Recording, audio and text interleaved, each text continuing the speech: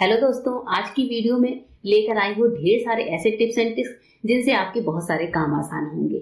आज मैंने शेयर किए हैं कुछ ऐसे टिप्स एंड ट्रिक्स जो बिल्कुल नए हैं, साथ ही आपके डेली लाइफ में बहुत ज्यादा काम आने वाले हैं। तो चलिए देर न करते हुए शुरू कर लेती हूँ आज की अपनी सबसे पहली टिप।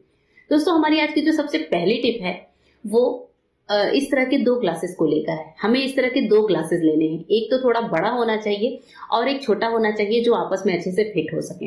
इसके बाद से मैं यहाँ पर ले रही हूँ कॉफी। तो कॉफी का पाउडर मैंने 1 टीस्पून लिया है, साथ ही हम इसमें डाल रहे हैं ठंडा दूध।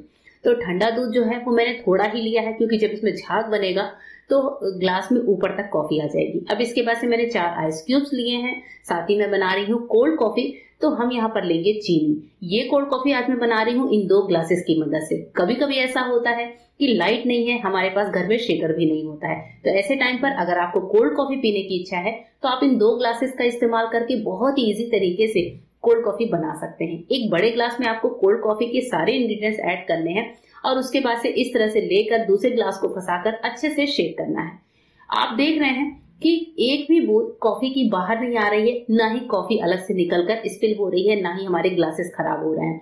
बहुत ही बढ़िया तरीके से दोस्तों हमारी कॉफी शेक होती है। इस कॉफी को आपको कम से कम 1 से 1.5 मिनट तक शेक करना है और जब आपको लगे कि झाग बन गया है, अच्छे से चीनी घुल गई है, तो बस ऊपर वाले ग्लास को हटा दीजिए। देखिए, आप देख रहे हैं खुद कि आधा कप दूध था हमारे पास और उससे हमने इतनी सारी कोल्ड कॉफी बनाकर तैयार कर ली है। क्योंकि कॉफी में झाग बहुत अच्छा आया है, हमारी कोल्ड कॉफी बहुत ही बढ़िया तरीके से बनकर रेडी हो चुकी है। कैसी लगी ट्रिप जरूर बताइएगा। नेक्स्ट टिप है हमारी टी शर्ट्स को लेकर। जो हमारे फुल बाजू के टी शर्ट होते हैं वो अब हम सर्दियों में पहनना शुरू करेंगे। इस ऐसे टाइम पर जब हम इन टी शर्ट्स को हैंगर में लगाते हैं दोस्तों, तो ये स्पेस बहुत ज्यादा लेते हैं क्योंकि इसकी जो दोनों बाजू होती है वो साइड में लटकती है और उस वजह से हमें अपने कबर्ड में ज्यादा स्पेस इनको देना पड़ता है। इसके लिए एक छोटा सा उपाय जो आप कर सकते हैं वो मैं आपके साथ शेयर कर रही हूँ। आपको इसे इस तरीके से हैंगर में लगाना है और हैंगर में लगाने के बाद जो हमारी बाजू है, यानी कि जो लंबी बाजू ये लटक रही है जो आपको दिख रही है, इस बाजू को हमें इस तरह से पकड़कर पीछे वाले पार्ट से हैंगर के आगे साइड ले आना है। इसी तरीके से हमें अपने दोनों बाजुओं को हैंगर में आगे साइड ले आना है। इससे क्या होता है कि जो दोनों बाजू दूसरे साइड में दोनों साइड में लटकते हैं उनका स्पेस एक तरह से खत्म हो जाता है और इस तरीके से हम अपने जो ये लंबी टी शर्ट्स होती हैं इनको बहुत ही इजी तरीके से अपने कबर्ड में हैंग करके रख सकते हैं। दूसरी टिप है इसी टी शर्ट को फोल्ड करने को लेकर, जिससे ये स्पेस कम ले। क्योंकि इस तरह के जो टी शर्ट्स होते हैं वो हम अगर अच्छे से फोल्ड भी करके रखें तो भी हम बहुत थोड़े स्पेस में अच्छे से ढेर सारी टी शर्ट्स रख सकते हैं। इसके लिए आपको एकदम नॉर्मल तरीके से टी शर्ट को फोल्ड करना है और उसके बाद से नीचे से फोल्ड को उठाते हुए थोड़ी सी छोटी फोल्ड बनाएंगे और बस लाकर जो गर्दन वाला पार्ट है टी शर्ट का उसमें नीचे वाले पार्ट को अच्छे से डाल दीजिए। तो इस तरीके से हमारे टी शर्ट की एक बहुत ही छोटी सी फोल्ड बनकर तैयार हो जाती है और इस तरीके से थोड़े ही स्पेस में हम आराम से 10-15 टी शर्ट को फोल्ड करके रख सकते हैं। बढ़ते हैं अपनी नेक्स्ट यूजफुल टिप की तरफ। नेक्स्ट टिप है हमारे स्कूल के बैग्स को लेकर, यानी कि हमारे बच्चों के जो स्कूल बैग होते हैं, कभी कभी ऐसा होता है कि ये बैग में हम अपने बच्चों को अलग से हैंकी भी देते हैं और बच्चे वो हैंकी गुम करके आ जाते हैं।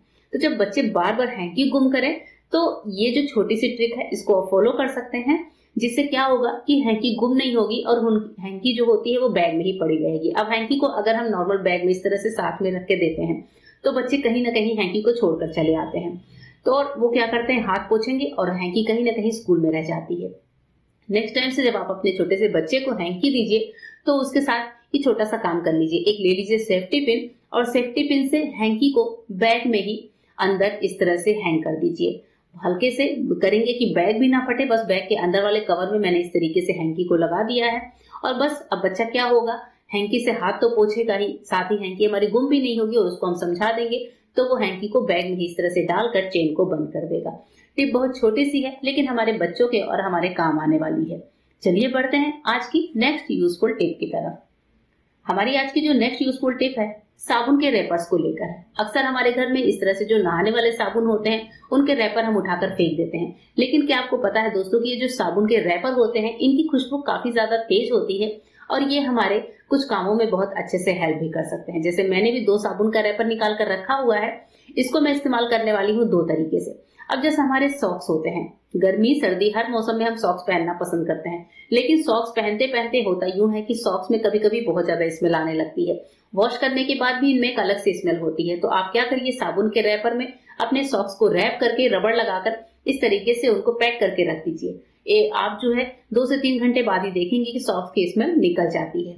दूसरा जो यूज है, इसे आप यूज कर सकते हैं अपने कबर्ड, कपड़ों की अलमीरा के अंदर। आप ये जो साबुन का रैपर है, इसको आप 24 घंटे के लिए अपनी अलमीरा में कपड़ों के बीच में डालकर छोड़ दीजिए और 24 घंटे बाद इनको हटा दीजिए। तो आप देखेंगे कि साबुन की जो भीनी भीनी खुशबू है वो हमारे पूरे कपड़ों में बहुत अच्छे से मेल्ट हो जाती है, फैल सी जाती है। तो इस तरह से जो अलमीरा में एक सीलन की स्मेल होती है वो भी खत्म हो जाती है और एक भीनी खुशबू फैली होती है।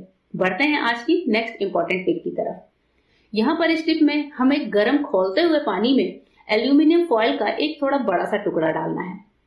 इस फॉयल के टुकड़े को डालने के बाद आप इस फॉयल के टुकड़े को पानी में इस तरीके से डाल दीजिए कि ये पानी के अंदर ही रहे। देखिए मैं यहाँ पर नाइफ की मदद से काम कर रही हूँ। पानी एकदम गर्म है दोस्तों, खौलता हुआ है। ये गर्म पानी में ही हमें काम करना है। तो मैंने पहले ही पानी गर्म करने रख दिया था, फिर मैंने वीडियो बनाना शुरू किया था। अब जब फॉयल पेपर हमारा थोड़ा थोड़ा सा पक रहा है तो मैं यहाँ पर लूंगी बेकिंग सोडा, यानी कि खाने वाला सोडा। और ये बेकिंग सोडा मैं ले रही हूँ 2 टीस्पून भर के। तो मैंने यहाँ पर अंदाजे से डाला है, वैसे आप 2 टीस्पून डाल सकते हैं।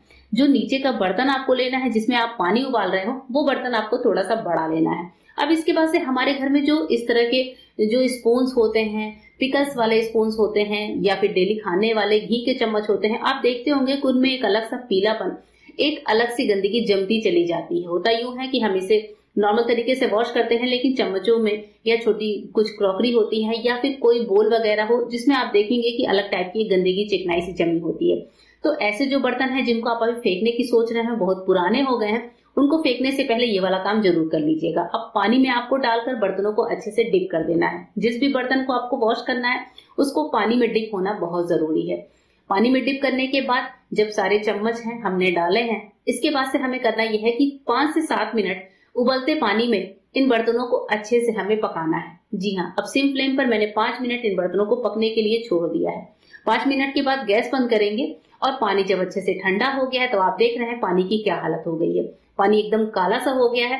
अब इसके बाद से हम लेंगे स्टील का एक जूना या फिर स्क्रबर जिसको बोलते हैं, और इसी स्टील के जूने से हम अपने बर्तनों की हल्की हल्की से रगड़ के क्लीनिंग करने लगेंगे। आप देख रहे हैं जो चम्मच अभी मैंने उठाया है बड़ा वाला, इस पे पीछे येलो कलर का मसाले का दाग लगा हुआ था। तो काफी दिनों से जो कि जमता जा रहा था, और स्टील के जूने से जैसे ही हम इसको स्क्रब करना शुरू करते हैं तो चम्मच हमारी बिल्कुल चमकती हुई से निकल कर आती है, यानी कि ऐसा लगता है कि जैसे हमने नई क्रॉकरी खरीदी हो। तो इसी तरीके से हम सारे चम्मचों को रगड़ लेते हैं और फिर नॉर्मल पानी से वॉश कर लेते हैं। अब नॉर्मल पानी से वॉश करने के बाद आपको जो मेरे स्पून्स दिख रहे हैं वो बिल्कुल नए से दिख रहे होंगे। मैंने यहाँ पर पिकल्स वाले भी स्पून्स लिए थे, जो मैं घी के डब्बे में रखती हूँ वो भी स्पून लिए थे, बाकी नॉर्मल कुछ खाने के चम्मच भी डाले थे। पीछे जो गंदगी जमती है चम्मचों में वो भी आप देख रहे हैं बहुत अच्छे से क्लीन हो चुकी है। तो इस तरीके से दोस्तों आपके घर में जो भी बर्तन हो, पीले पड़ रहे हो, जिनको आप फेंकने की सोच रहे हो, एक बार इस तरीके से क्लीन करके जरूर देखिएगा, आपको बहुत इसके इफेक्टिव रिजल्ट मिलेंगे। बढ़ते हैं और मिलते हैं मेरे नेक्स्ट वीडियो में। तब तक के लिए गुड बाय, थैंक यू।